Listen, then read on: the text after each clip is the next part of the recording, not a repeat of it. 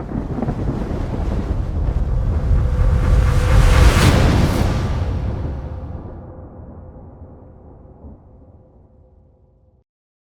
right, Dennis, welcome to the show. So glad to have you on the podcast. Thank you. Excited to meet you. We've kind of communicated, but we've been watching each other online on Instagram and LinkedIn and stuff. So yeah, really excited to have you here. Thank you very much. Appreciate it. Thank you. So this is our podcast. We talk about interesting things. You have some interesting background. Yeah. You're in banking now, but you didn't start in banking. Nope. So how did you land here? Tell us about that. That's really interesting.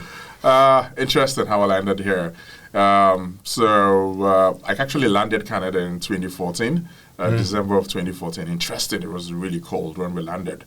It's always cold. Oh yes, it is. It was cold, but I applied for my permanent residency while in Nigeria. So there was this stream then we called the professional skilled workers stream. Okay. Yeah. So that's what I applied for to get my permanent residency to move to Canada. It was a great time, like when I applied, there was a great time working as a geologist in Canada with the oil sands and all of that stuff. So I always looked at doing that as well, moving to Canada, to work as a geologist as well. So that's how I landed here. So I got my permanent residency in 2014.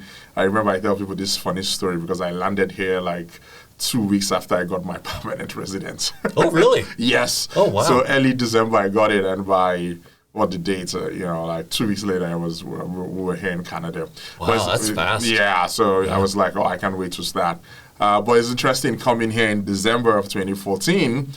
It was good when we landed. I wasn't worried about the snow and all that. I just loved the fact that I was in Calgary. I loved that. I was just happy, looking forward to this new life. So that was the plan.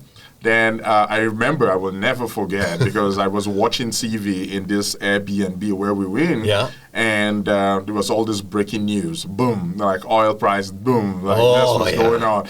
These guys were laying off these people, it was just like, it was like Armageddon, like what was going on. And I was like, oh my God, did I come at the right time and all that? So definitely second guessing what you just did to yourself. Oh my God, yeah, like is this the right thing? Like, will I be able? But like there was just all that uncertainty, and that's interesting because I've seen so many of that through my life at different stages or different things where you're either faced with like some sort of accident or emergency, and you're like, what's going to happen next?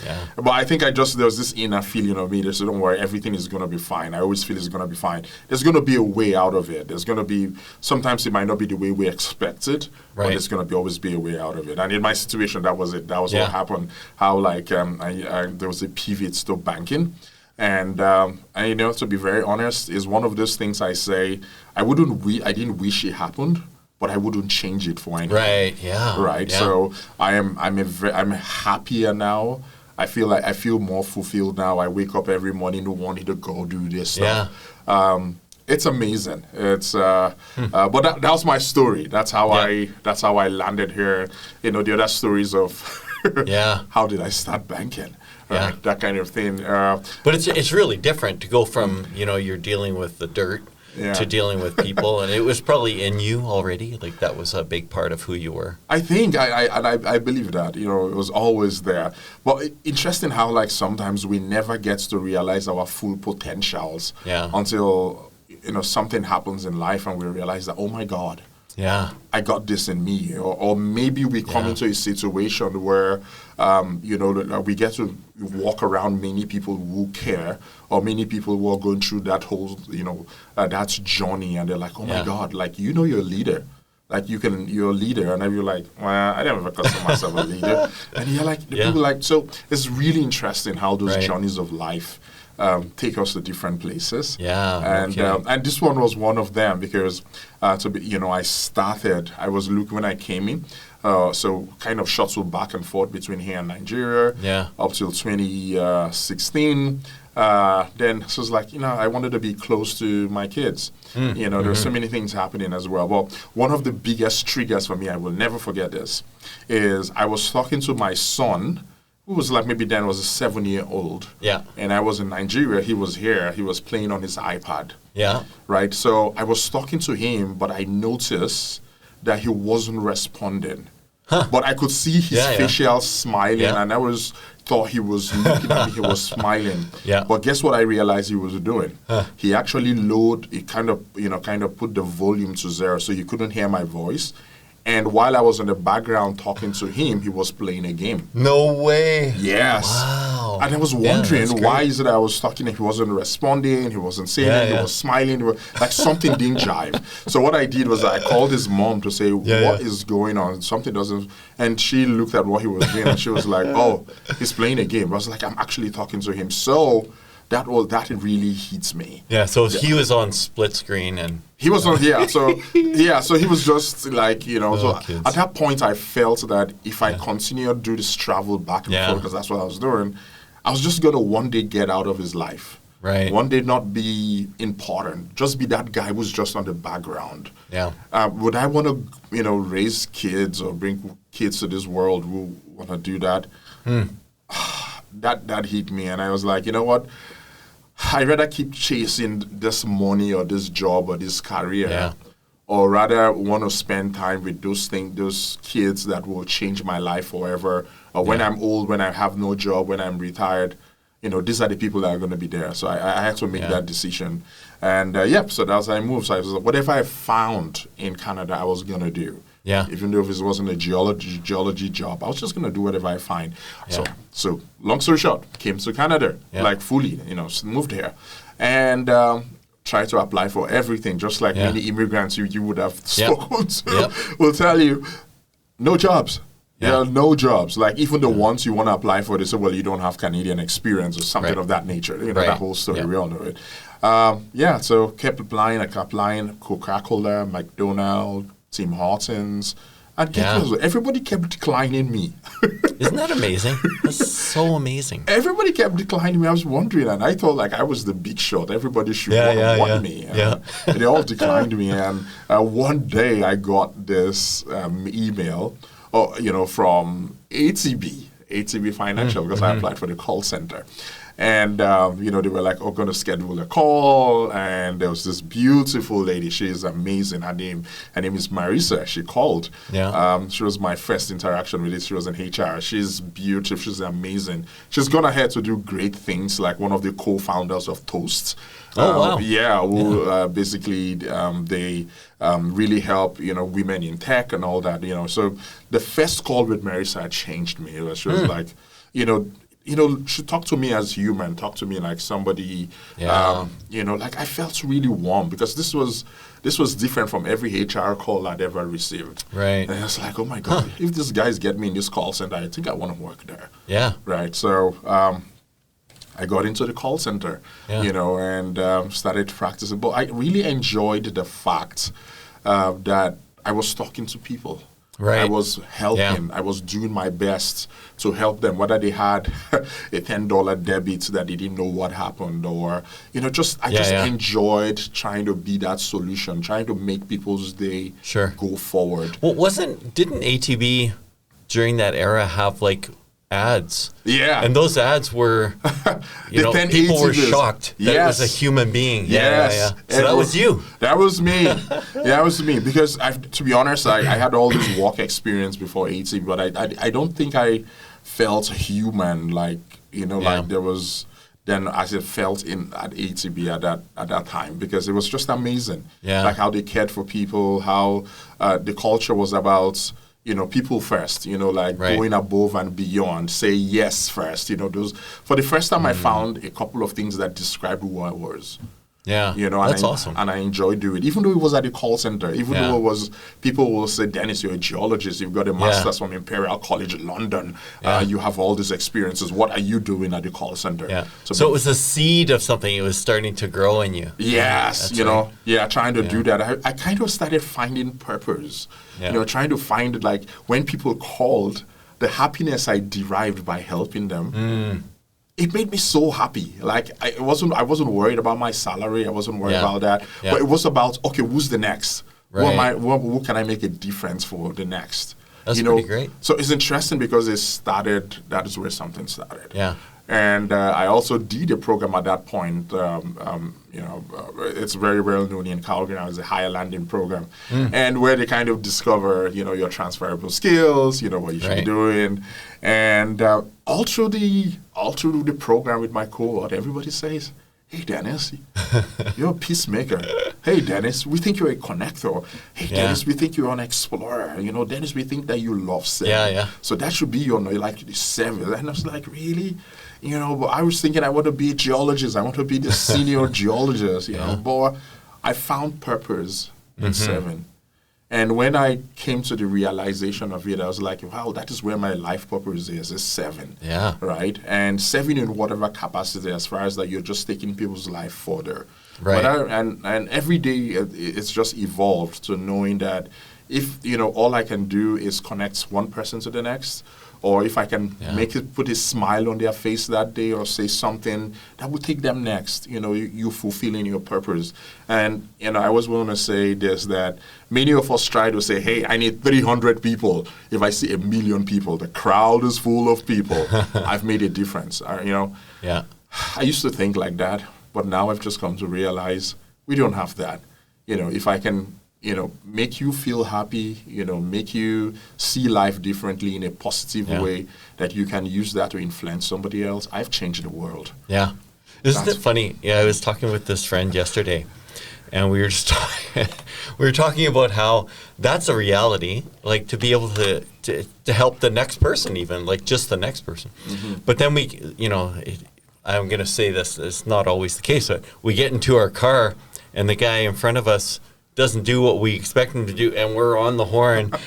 We're going to let him know how to drive better. Yeah. It's funny how our hospitality kind of vanishes real quick when we're anonymous, but it's so nice to be able to get out there and help. And it's a neat, in some ways, it's a really neat legacy too, to be able to think, like if people, when they leave you or they're not talking to you anymore and they say, who's this Dennis guy or who's Craig or whatever, it would be nice to know that they were, that was a nice guy. They made my life better and they helped whenever they could. That's a nice legacy to have. Yeah, because you can, we are coming to realize that I can't do everything, but there's something I can do. Yeah. Maybe all I can do is send you a text message and say, hey, how you doing? Yeah. Hope everything is fine. Did you find this? Maybe that's all I can do. But it's just appreciating what you can do. Yeah. Right? And stop trying to be somebody else or what they can do. Yeah. Like sometimes I leave the house every morning, just say, hey, I hope I'm able to be a blessing to somebody today. Right. I don't know what that is going to be. Maybe that's going to be a word that I say, or maybe that's going to be an act that I say. So as I reflect on that every day, I've been doing it for some time, then it becomes very, very intentional, so that as you go out of the day, things happen, and all that is going through your mind is that how can I address this situation in such a way that, that people are happy. So, but if you do that based on that, then it kind of helps you run away from conflicts. Yeah. It kind of helps, you kind of helps you, like, even in those times of conflict, you say, hey, like, can we keep talking? How can I be a peacemaker here, or something? That's what I've come to realize for myself. Yeah. And even in business as well, even in banking, trying to, like, oh my God, like my clients is going through this. How can I how can I help them? How can I make them grow from one spot to the other? Not look at them as a transaction. Right. Right? Oh, I had something yesterday. That concerns you. Like, do you know about that stuff? Yeah. So it's really, really great, right? And at the end of everything, walking through the streets and when people see you give a smile and they have something to say about what you did in their journey, I think it's the best thing you can ever have. Yeah. There's that quote. I think I have it on my Instagram somewhere, but it says that I think it was by Andre. Can't remember. I won't remember his last name, but he said, "Surround yourself." He had 3 things. One of them was surround yourself with people who light up when you enter the room. Yeah. And that's a win, right? When you've made some kind of a difference. Yeah. And it's interesting because of, especially when you become that person, how, like, as you light them up, they light you up. So it's this continuous charging, right? I'm charging them, they're charging me. I'm charging them, they're charging me. So it's a beautiful thing, and that's what I love. I love about community, right? Building myself in these spaces. When I go in those spaces, I'm happy. Those guys, those people are recharging me. I am charging them. We all live there encouraged. They live supported. I live supported. It's so beautiful, right? So it's really good. So was that like looking back to you came from Nigeria and you came to Canada? Is that kind of baked into our culture a bit? Like is that different at all, or is Nigeria still like a bubbly, friendly place too, or is it? I don't know. I've not been there. It's so interesting. I can't answer. Interesting. One time, I don't know if that is the case right now. One time, Nigeria was like rated one year. I don't remember what the year was that. Nigeria was rated as the most happiest country in the world. No way. Yes. Really? It was rated as one of the most happiest. Well, the happiest country in the world. And I remember then thinking about, we're rated the happiest people on the planet. Like, are you serious? You must be kidding me. And at that point, I could just look around. Everything that, nothing worked. Yeah. Right? This is not political. This is not working. We don't have this, infrastructure. We don't have this, and yet we're still happy, right? So I think it made me think about what actually is happiness. Yeah. Right. And it's interesting how you move. You move over based on the things you've experienced. Right. And when you move to Canada, many places, you're like, oh my God, Canada and those places of the world are so far, based on infrastructure, based on the quality of life compared to those places, right? For example, I remember somebody saying, hey, Dennis, if you have a heart attack in Nigeria, what happens to you? And I looked straight into his eyes and say, you die. Yeah. And he was shocked. He was like, are you serious? I was like, yeah, you die. Yeah. He was like, what about if I call 911? I said, it doesn't exist. And he was There's like, no what? 911. There's no 911, so you die. Crazy. And he was like, oh my God. So I was like, yeah. So interesting when you come from those sort of places, then when you come to Canada, you kind of basically you're grateful for what we have here. Yeah. And I keep saying this every day, that it doesn't mean like there are no places for changes, there's no places to make it better. But, for many of us who've come from more like places like that, when we come here, it's like, oh my God, this is beautiful. Right. There are basic things that are open for everybody. So I'm grateful. For me, it gives me that sense of gratefulness. Yeah. What's interesting, I've had this thought over the last week or so, and it's not fully developed, so it's complicated to get out. But I've been thinking about when people come to Canada and they have a life experience, like you have what you have. Yeah.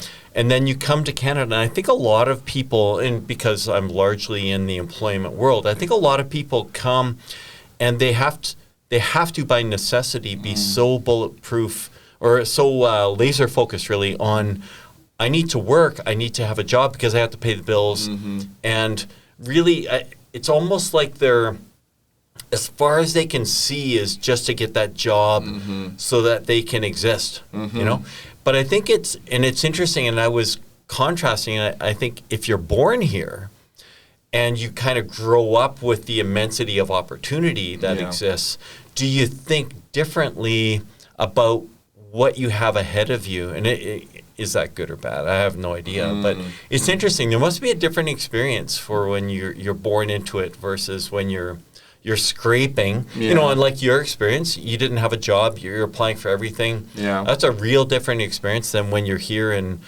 everyone's telling you the world is your oyster. Look at all this. You have these amazing. It's so great. It's got to be a different experience, right? When you arrive. True, it is. It's a different experience, and I see that every day when you see. There are things you say that people cannot fathom. People cannot. The depth of it cannot. People can explain it. Sure. Right? So it's just so interesting. I'm going to say this morning when we had the the Amber Alerts saying that's right. Emergency, do not take your baths, do not do this. And people are freaking out like what are you talking about? Right? Or a couple of weeks ago I was was in Whitehorse. We were in Whitehorse, and because of the fires in Fort Nelson and all that kind of bonds, it kind of destroyed the communication infrastructure. Like that feeds to Yukon and that whole. And guess what? So, like, there was no internet service, there was no phone service, there was no service. And guess what was happening? People were also freaking out. So it's interesting how, like, little things like that, I was talking to someone this morning, can create Armageddon for everybody. They were like, oh my God, what is going on? This is happening. So that experience, but meanwhile, for somebody who's lived in a place where, like, oh man, there's no water, there's no power, there's no this, there's no that, and that has been built into the experience. When they see that they see it differently, they smile like, really? This is actually happening? Like, so it's a different experience, and I've come to realize that, like, that is the experience, that is their journey. Right? I don't judge them for it, but that's their journey. If that's all you ever know, that's your journey. And I don't have to blame them to saying they don't know what it means to not live with power water. Yeah, that's right. That's the experience. So, you're able to, like, wow, I know what you're talking about. This is my experience, but I appreciate where you come. And I think that whole mixing of ideas, mixing of experiences, that's what builds community, right? And I guess it brings up a good point is my parents or my family, when I was a kid, they wanted us to have some cultural experiences. And so, to be able to see a different environment. And so we spent a lot of time in, it probably sounds terrible, it would sound snobby to say we spent time in the Caribbean, but we spent time in, like, Kingston, Jamaica, which was a third world country. It was terrible at many levels. But it was interesting to see, because you said the joy of the people. And I think when you broke past the level of, there was a certain desperation when you talked to people because they needed money to survive. But once you got past that, they were just great people and they had a life experience. And so we got to experience that culture and that experience that they were having. And at the end of it, they were happy, even though they comparatively had less. Maybe some people had never experienced electricity at their own home. That sort of experience. So interesting experience. But it is interesting that you can have joy, right? You can be joyful in terrible situations. It is. It's amazing. Yeah, you just find those things that make you happy. And which is interesting why, like, that has really, like, guided my life, and I try to live with everybody else. So, like, I just find what makes you happy. Right? In life, you're going to have so many things that don't make you happy. You're going to go through a divorce. You're going to, like, be laid off. All those things will happen. And just trying to remember that those things are events in our lives. But true happiness comes from inside. It comes from that purpose. So sometimes you might find it in a job you do, but sometimes it might be in many other things, maybe in serving other people or doing other things. So it's just looking deep to find that. And once you find that secret sauce, even in the midst of trouble, you find yourself doing that. Well, and what's a kind of an interesting thought about that too is in the Bible, and it would be a religious basis of all religions probably is that we're supposed to have joy. But it's interesting because I think a lot of people take that message and then they go and try to find it somewhere. They go to a nightclub, or they go and they overeat, or at a buffet, or they're trying to take an external thing and make that their joy versus, like you said, finding it on the inside. And on the inside. And discovering it was there all along. It's always been with you. And just finding it. And sometimes maybe you need other people to help you find it as well, right? Sometimes how people tell you, you meet people that say tell you all the problems in the world, or maybe all the things they're going through, which is normal for life. But the next person, they're looking at them and saying, "Oh my God, I wish I had all these things you had." Which is so interesting, and which is a human reality, and which will never change, right? How I want to be like somebody wants to be like me. That's right.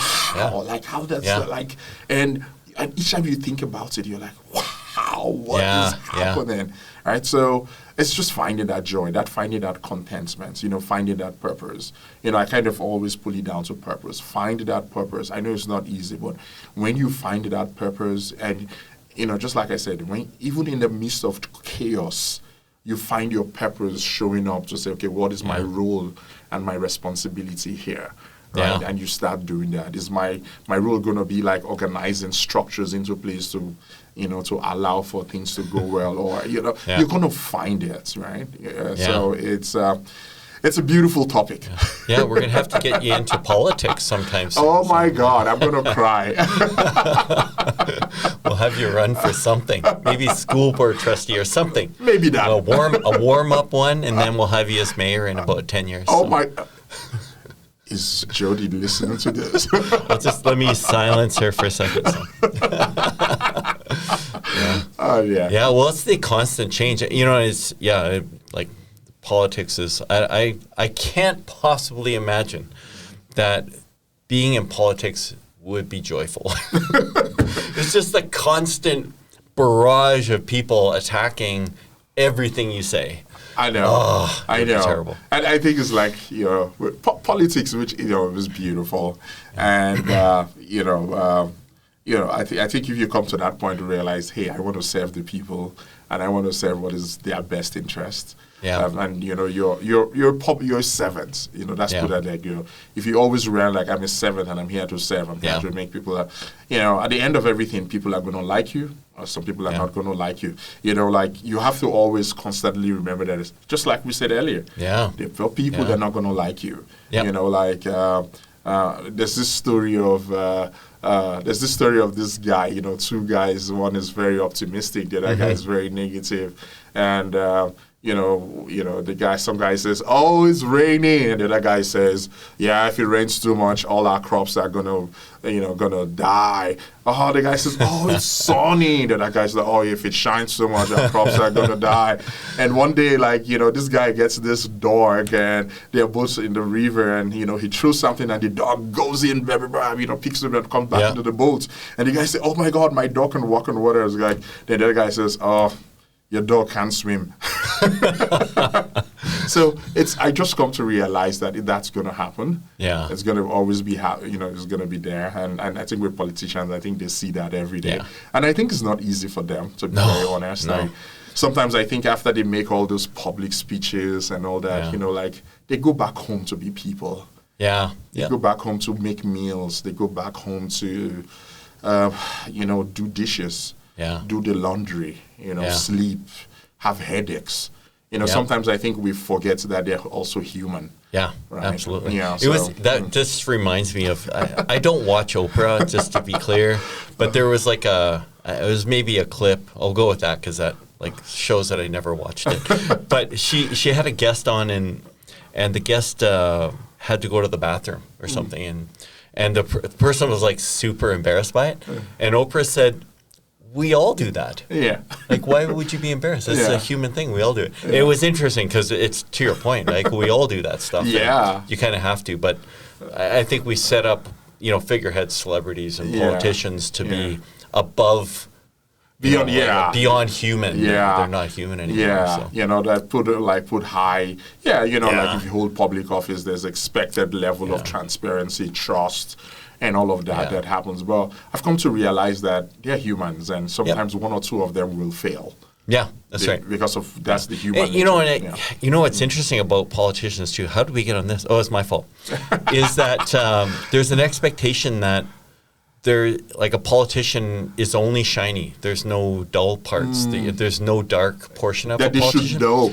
Yeah, and so then what it causes is that a politician has to always be presenting as shiny because it's that thing where it's I don't know, you're around during Ralph Klein's era or he was gone by the time you're here. No, yeah. So his wife just died yesterday. Actually. Oh yeah, I saw it on Instagram. Yeah. So and I guess I think we love the Ralph Klein legacy and he was imperfect in a lot of ways. He got attacked for it, but then I think he just didn't care, which was neat because I think it. To give him some credit, he really cared about Alberta. Alberta was really important to him. Yeah. And he wanted to make Alberta a really tremendous place where the whole world would look at Alberta and say, that's where we need to be too. Yeah. And then, we lost something when he was gone. But he made lots of mistakes. He did some crazy it's easy to find them. You can Google it and find the crazy stuff he did because he was human. Yeah. And that was just... just reality for him. It is, like, and how that has changed me is trying not to define people. I try not to call names, and sometimes, especially in political realms, where like they try to refer to people, this person is. Are they actually? And I know we disagree on stuff, but I'm not in the labeling people story, because sometimes their humanity shows up. Their humanity shows up in places. They have their beliefs, and at the end of everything, we're going to always have one against the other. But for me, I'm always trying to find that common place. If we all work together for the good of people, there's that's what I think we should be doing. So. No, I wish all the politicians out there. I know it's not easy. And sometimes we talk about mental health of us, but sometimes nobody even looks at the mental health of those politicians. Like how they, like I imagine. I don't know if they check their social media. Like who's like telling them all sorts of things and all that, right? Like you should have. You should have. But and even most of those people will say that in their own homes they've not been able to do anything, or they've not examples. I would imagine it would be incredibly toxic to check your own social media as a politician. That would be terrible. What's an interesting one point about what you're saying there too about the name calling component?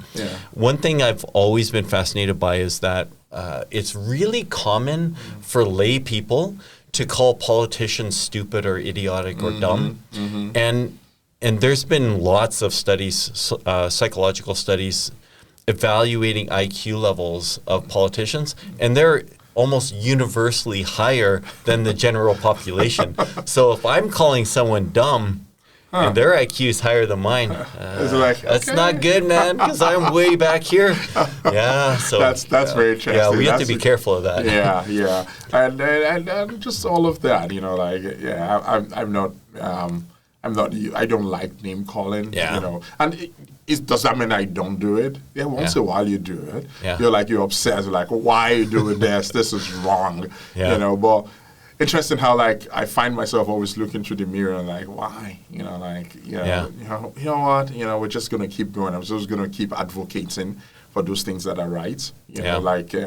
And one day, we'll get there. One day it's gonna be your turn. Right? Think about, and when I think even as a black man, think about where we've come from, the things that have happened in the past and where we are today. Do you imagine, people who've passed 100 years ago, if they were to come back today to say, wow, what do you mean? You mean all of these people supporting black people? Are you serious, right? So that whole, there's a time for everything. There's a time for everything, and we're just going to keep advocating for what is right. Right. So that's the way I see it. And you've had some great opportunities to get involved in community things in Calgary. Like what highlights? What have been some of the highlights? So for my involvement in community is all based on the fact that an injury to one is an injury to all. That's why I think about it. Good. So I think about saying that, just because I'm in good health today. I say today. I'm in good health today. I'm looking forward to always be in good health. I have my job. I have this. I have everything I need. I have a beautiful home. I have kids and all that. And every day we are telling myself that I'm blessed with these things, but not everybody has it. Like I've had friends, wake up tomorrow and the next day they have stage 4 cancer. And oh my God, how did it happen? And guess when 1 month they are gone. Right? So I've come to realize that one injury to one is an injury to all. So that's my basis for my involvement in community. So what I support in different, cancer foundations, the Leukemia Blood Society, or I love one particular one I really love again is Lil E Cafe, which provides employment for people with Down syndromes and disabilities, or just even volunteering at the local organizations. I just feel that I've been blessed with this opportunity to make a difference in people's lives. Right. So if I say that because of it hasn't happened to me, I'm not going to get involved. I feel that is wrong. I feel that everything I have for today, my breath, my strength, my health, the happiness. It is to bless community. It is to help community. So that's my key driver for community. Yeah. Even in business, even in entrepreneurship, and and working in the bank, when people's business fail, people I was looking on Instagram, and this business I like so much announced today that they were closing. And sometimes we just like it and move to the next. But that is somebody's livelihood. That is somebody's family. All their investment has gone into it, right? That is going to crash now, right? So in my mind, I'm always thinking, how are they going to do it? Will he be able to pay for his bills and all that sort of thing? Yeah. So if my role in talking to an entrepreneur to say, hey, I want to do my best to help you so that you're successful, because I know that when I do that, it has far-reaching effects. I always give this example. My mom was one of those who started business every week. Oh, yeah. She was uneducated. She didn't go to school. She got married when she was 15 years old. Very young. At her time, education for women was not something. So right. you were supposed to be married. Be a homemaker. But I looked through the lenses of my mom's life. The struggles she had to do being an entrepreneur, and each time every business failed, not just her, but even the people in my community. Yeah. Each time a business failed, which means that lots of people didn't have lunches. Right. Lots of people would not be able to pay their school fees. Lots of things happened. And I watched that growing up in many people's lives. And, and because of that, I didn't like business. But somehow, many, many years later, I find myself working in the bank, working in business banking, commercial banking. And my role is to help people. So I find that purpose to say, hey, I understand because I am committed to your success. I don't see you as a transaction. I see you as somebody. Right, so it's that whole involvement. Either you're involved in, in the webinars or different organizations that help people grow businesses successfully. It comes with a purpose. Yeah. Right, it's just that's my whole involvement in community. I want to make it an equitable place for everyone. Yeah. Whatever your orientation is sexually or whatever, I think it should be a place that, everybody's welcomed, everybody's happy. I was thinking about this was coming in my head. I was thinking about it. I was like, oh my God, now we have our black groups, maybe LGBTQ plus groups and all that. And so will there be a day will come that these things become so normal? That, I'm thinking, I don't know, I might be wrong, I might be right, that, it just becomes normal. It's like eating. Yeah. Right? I have to eat, that's the way we see one another, right? Yeah. Not being judged by these things or hopefully there will be that day. Yeah. But I think about it. And so that, for me is just want to get involved in community, make it better for everybody, anybody who's coming here. And lastly, I'll say Canada has been a huge blessing in life. I've enjoyed life. In the short time I've lived in Canada, I'm so happy here. I'm saying all the things, all what we have, and every day I'm thinking, how can I help to make it better? Yeah, you will see me always refer to my mom. My mom, there was this saying. She's still in Nigeria? Oh no, she passed. She passed in 2011. But she told me something. She says, always remember. Don't always think about what you will get, what you can take. Always remember that you always find what you can give. Right.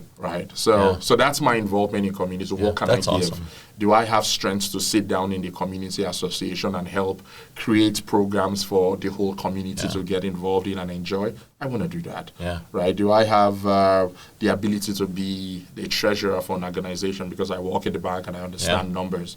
I want to do that. So just finding every little way to serve in community, or even going for walks with friends. Yeah. We all share our stories, share the different things going in our lives. So whatever we can, I think about it again is that one day, hopefully I live till that long. Yeah.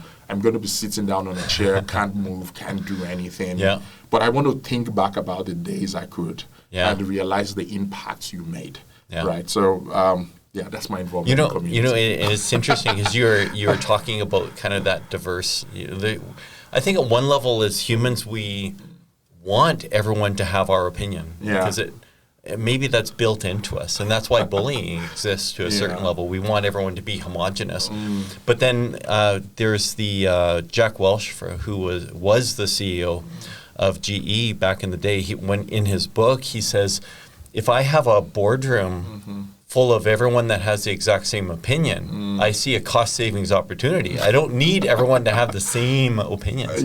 So, and that's a really interesting thing that we experience as humans, is that I think at one level we anticipate, or deep down we kind of think everyone's kind of the same, but then we start to realize everyone's really different. And they come from different places, you know, different environments, different thinking, different mentally we're different. We have different struggles, and that diversity, it adds value to, it causes community, because if everyone's homogenous, I don't know what community looks like at that point. So. That whole like, and even though like these days we talk about like you know, even neurodiversity and all that sort of thing, I just come to realize that everybody's just different. Right? How like I can be an extrovert, somebody's an introvert, but that person is still important. Right. And how over time in society we've tried to make everybody look the same, feel the same. And I'm so glad that we are in a time to realize, no, we don't all have to. I don't have to see things the way you see it.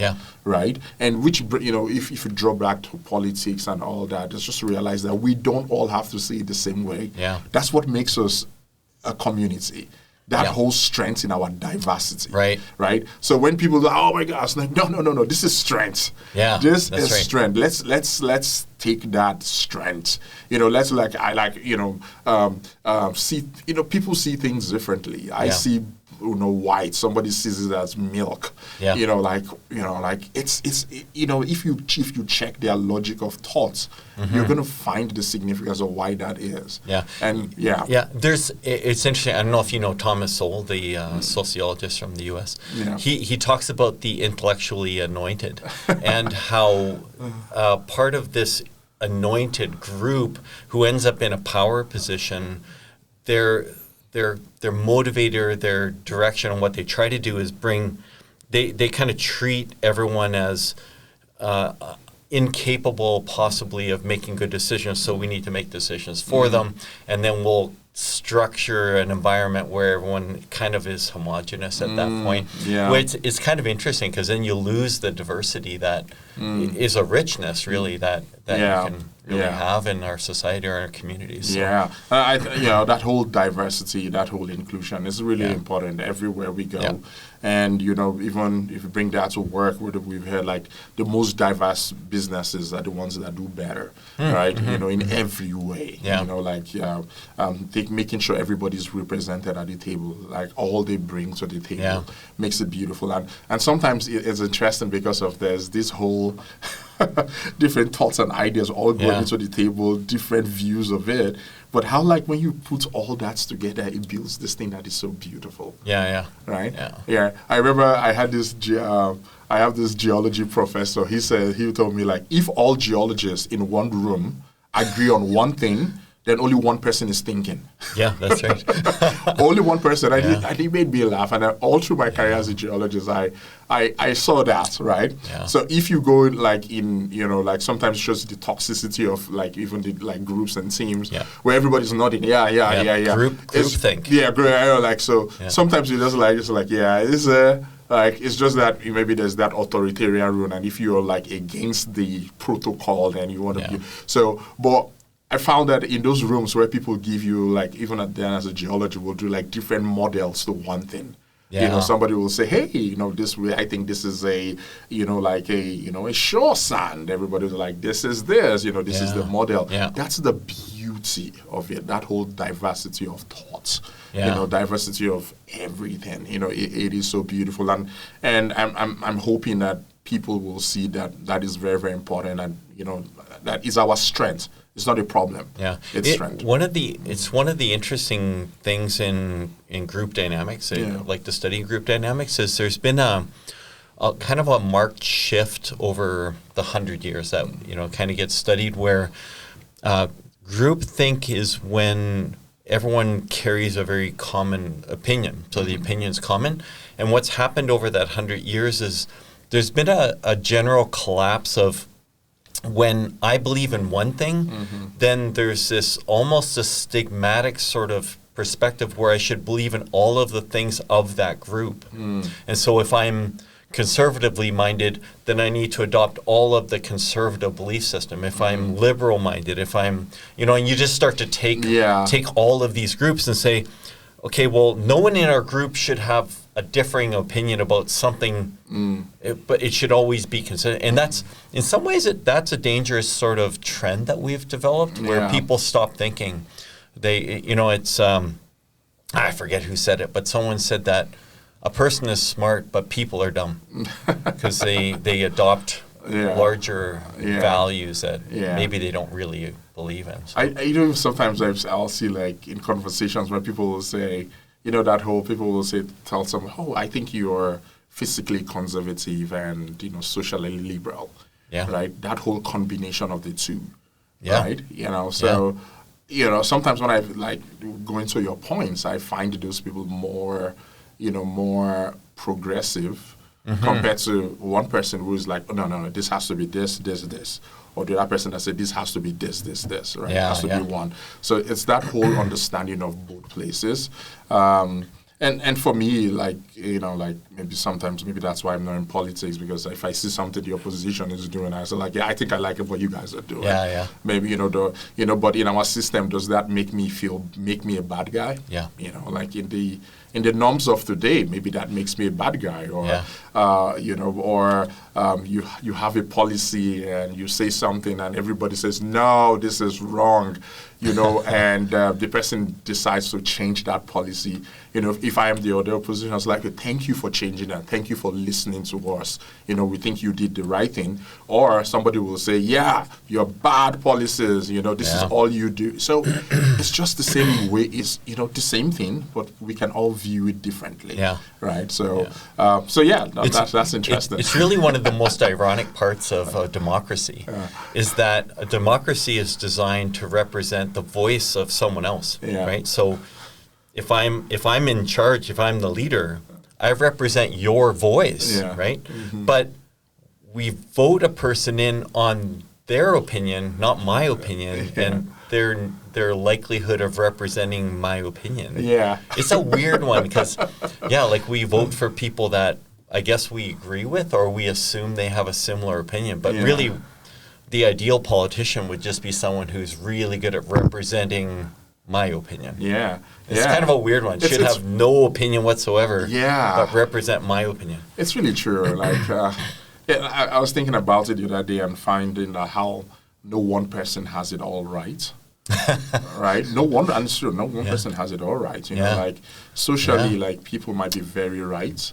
But when it comes to maybe thinking about the economy or things like that, they're so bad. Yeah. Right? So sometimes I think people need to now struggle okay, I like him for the things he stands for, but basically my pockets is dry every day and I'm going broke. Should I continue to support them? Or sometimes it's the other way around as well.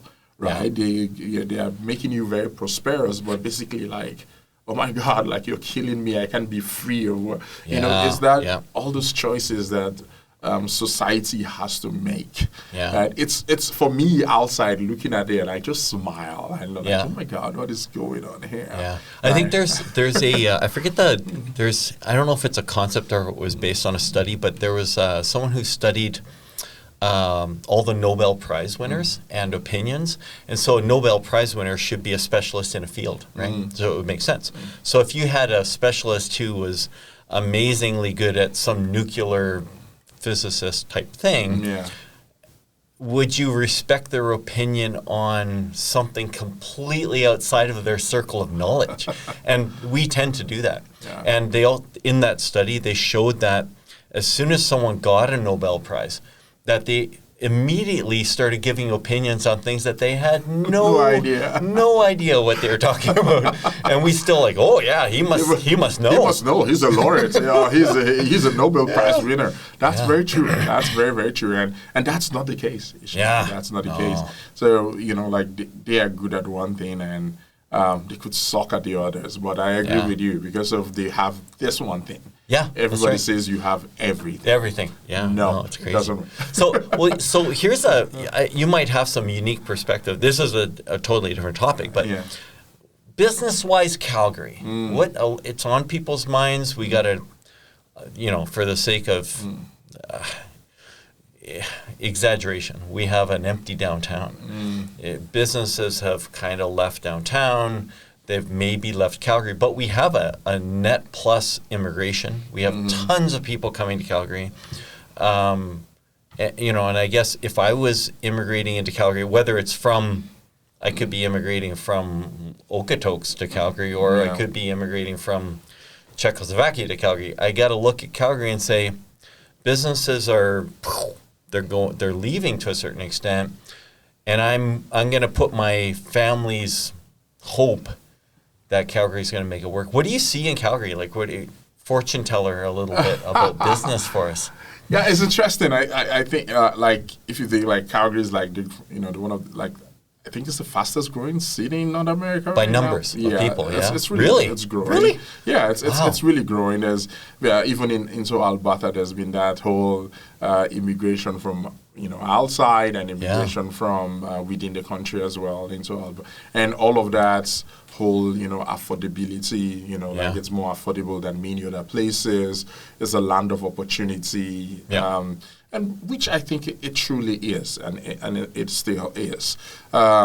Just as businesses are closing, but the other thing I want to say, businesses are also opening as well, even in the tech sector and in different places. So you see all that mix. However, too, the other thing that is happening again is that the ways of doing businesses have changed. Right. Yeah. Many people, like even after COVID, people have realized that, why pay for an office space when we can all work, differently and have a co-working space we all meet when we need to meet. Right. So things have changed, but however, the structures we've built remains the same. They still remain the same. Yeah. Right. If, like the high rises and all that, they're all still there. They're not gonna go anywhere soon. You're not gonna break them down. Right. So I think it's that whole, things are evolving, right? Evolving. And, I'm hoping every day, like even, when you look at the programs being done, even in the higher education, whether, like software engineering and all that, every day I'm like, oh my God, will they have, like the opportunities for them to get employed in different places? Yeah. So, if my opinion, I think it's challenging times, but from what I see is that things are starting and things are, one thing is starting, another thing is closing. There's going to be that mix of opportunities. So what I tell, usually I've been looking out to many people, just say, hey, just be flexible and be open-minded, just like me, I came here to be a geologist. I ended up being a banker. You could come here to be an engineer, end up being something else, being a developer, a coder, or something. And I'm just trying to remind people that, we have to put food on the table and all that. But, always realize that your life is more than the job that you have. Yeah, you're more than that job. So there's so much more you can do. And not be labeled like I am a geologist. So even if I don't find it, then there's no success. You could find success in other things. You could even start your own business and employ more people. Sure. So I'm optimistic. I'm very, very optimistic. Even from our bankings, like Alberta is the only province that's going to have 2% growth. Like the whole of Canada. Nobody else, no one is going to still do that. There's a lot of opportunities, but I don't think that these opportunities will just show up like boom, it's going to take us through some trying times. And one thing I keep saying is that when I moved here in 2014 and all through that time to 2016, if you think about Calgary, the downtown then, when everything went going down, 100%. I remember going for events, it was all about geologists all gathering together to tell about how bad things have gone, all of that. And now I hardly see that. Right. I'm now seeing that events by Platform Calgary, tech people, this is happening, that is happening, Inventures is happening, Collisions is happening in Toronto, but it's a big thing in Calgary, right? So that whole opening up of things, I'm optimistic. For me personally, I see that lights that at the end of the tunnel compared to what I saw back. So I can always tell somebody it's going to get better. And same thing to when I talk to people like you who've been here maybe 20 years, they will tell me, oh my God, you need to see the depression at this time, right? If you were here then, you will know that we're so much more better. So I think it's just going to keep going. And we're not immune. The other thing I'm going to say again, we're not immune from everything that is happening around the world. Yeah, that's right. We're not immune, so there's going to be an effect, in one way or the other, right? Yeah. The world has changed, so there's going to be, like maybe something crashing down in Toronto or the U.S. is having an effect here in Calgary, right? So that whole combination of it, but I think, with government and all that, just need to try their best to put like the right measures in place, and to encourage entrepreneurship, encouraging businesses to succeed and employ more people. So I am optimistic. Yeah. I am like, it's still a great place to be. Yeah. It's an amazing place to be. Sometimes I think of Alberta as kind of like when we go to the ocean and we're going to go swimming in the ocean, and we stand there, and then the first wave hits us, and it like knocks us down. And it's like, oh, then you're going to get back up. Are you going to go back to your beach towel? Or are you going to go out a little bit more and you're going to get knocked down again? Yeah. And you just got to keep getting up, going back out. That's it. It's kind of like what Alberta is. Yeah. We do that a lot. I think I reinvent. Love it. Yeah. And that's what I tell people who've come now. People who've immigrated here. It's like, oh my God, I've not been here that long, maybe 10 years, but I can tell you what I saw then and what I see now is so different. Yeah. Like it's so different in the perception of how I feel.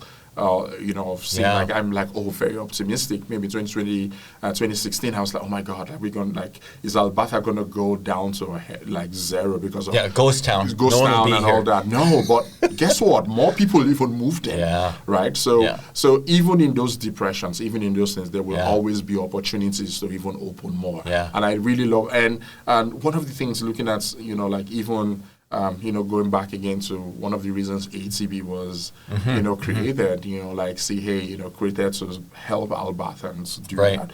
To check all through history, it's always been very, very, very, very resourceful people, very, very strong people. Despite whatever challenges they are, like, we got this, we're going to go on. When you were back home originally, so going back like 15 or 20 years ago, was there like... I sometimes envision there's like a brochure for Calgary somewhere, and you're like, hey, that's the place to go. Like, how do you, was there marketing, or how do you know, why did you come to Calgary? Like, why, you had to do some research at some point. It's like, I know. Why here? Now I think about it, to be honest, I didn't know Calgary. Yeah. I knew everybody all around the world knows Toronto. In fact, one time I always felt like Toronto was the capital of Canada. Right. And somebody was like, no, it's not. That's what they all think. That's what Toronto thinks. It's like, no, it's Ottawa, right? Yeah.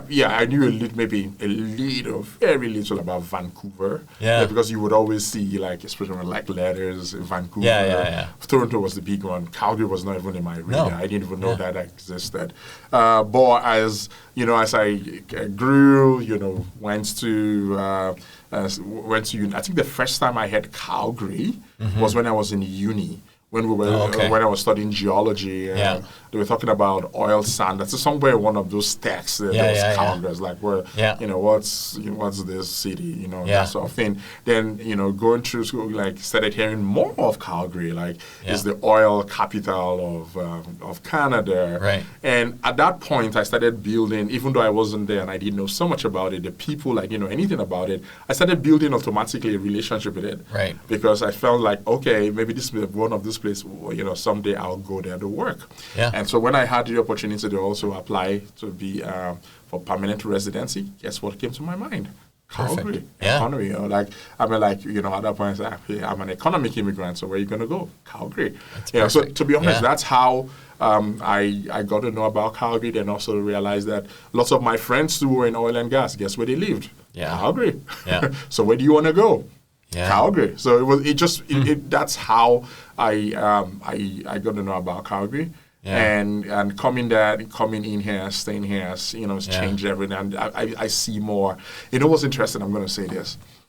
Now, people always told me the mountains and all that. I kept wondering, okay, I know that. But you know what I've come to realize is that it's like a true Calgarian wakes up every morning and sees the mountain and smiles. Yeah. Because right now, everywhere I go, I see them. Like, they've always been there. Why am I they've now become very visible for me every time. Yeah. I'm walking like on Deerfoot, on Stony. Yeah. I'm looking at the mountains. Yeah. I'm looking at the snow on it. And it's making me smile, the beauty of it. Now, each time I see that, I was like, I think I'm not. Isn't that, you're a geologist, so you have a different relationship with mountains. Yeah. But it's interesting. And there's almost a visceral sort of experience when you're in Calgary and you see mountains and you're seeing a lot of contour. And then you go to, say, out to Manitoba or like Saskatchewan, and it's like you can literally see the curvature of the planet. It's crazy. It's a weird, different experience when there's no topography. Yeah, it's beautiful, and it's interesting. The other thing that I can realize again is that in when my first degree, when I was studying geology and mining, there are many things we learned about that you could not visualize. You only saw them in books, right? But people who had seen those things could visualize it, could make sense of it. Right. For us, it didn't make sense. Like I remember, like in when I was in, like most people who do geology would know, like studying plates tectonics. Yeah. So movements of, the plates, like where in one point, they collide, in another point they expand, and how like that whole collision creates mountain ranges and all of that. Now I'm in this place and I'm like trying to visualize it. Yeah. Yeah, like, you just have to pass exams and visualize it. Yeah. But however, just try to imagine if you actually travel to Canada and you live in Alberta, and as you're going down to the Pacific, like you see how all the mountain ranges based on plates tectonic. Like it's so beautiful. It's a different experience. So everything becomes like a life to you. It becomes a reality to you. Or maybe studying geology in uni, they were telling us about seismic interpretation. I could make no sense out of it. No. But going to working for Shell and Exxon, like you have all this, oh my God, okay, this is what we do. Then you trace it out, you do all of that, and you create all these beautiful models of it. It's like, oh my God. Right. So it's awesome. a very, very interesting experience. Yeah. I am not a geologist, but I had a really good friend who we hiked a lot together and got to see the mountains, and I got to see it through his eyes a bit. Yeah. It was so neat, like really neat. I don't think like I didn't grow up here, but I think I didn't really appreciate it as much as I do now. Yeah. Now seeing it through his eyes and seeing Alberta's, hundreds of millions of years of experience that's gone into creating this. Yeah. Yeah, it's neat. It's really beautiful. Yeah. You think about that whole creation, that whole formation, think about the processes that have happened. And, there was this law in geology that I've always loved that says that the present is the key to the past. Huh. Right? Oh, that's interesting. Yeah, the present is the key to the past. So saying that the processes we have today have always been there. Yeah. Right? So those are the same processes that created things that happened in the past. Yeah. Right? So basically by understanding the processes of today, you can say, okay, this is how this was formed. Right. This is how this was created and all that. So it's always interesting when I look at things and like, oh my God, okay, this is what is happening. Or sometimes I remember like in geology, I would look at this whole formation, finding itself in the middle of nothing. Yeah. Like where you can't explain what is happening. It's like, why did that happen? But this is over, this is over like 200 million years ago. Yeah. Like how did that even happen? Then for some reason you're in today, you see like this whole atmospheric river pouring down in one day, causing flood, causing this. Like, this is how that happened. Hey, this would have happened. This would have moved this down here to places. But it's beautiful. There's still a geologist in there somewhere. I'm still a geologist. So when I talk about geology, how like I kind of like brighten up. Yeah. So it is amazing. It was amazing. That's cool. Well, you could probably run tours out to Banff and show new people. Oh, hopefully someday. That'd be cool. Well, listen, I know you're a busy guy. You got to get back out to the community. So it's super great to have you. Hopefully we can talk to you again before too much longer. So hopefully, I appreciate it. Thank you so much for having me, and it's beautiful. Thank you. It's always a pleasure talking about life. Thank you. Great to meet you. Thank you. All right. Thank you. Okay. All right. Bye.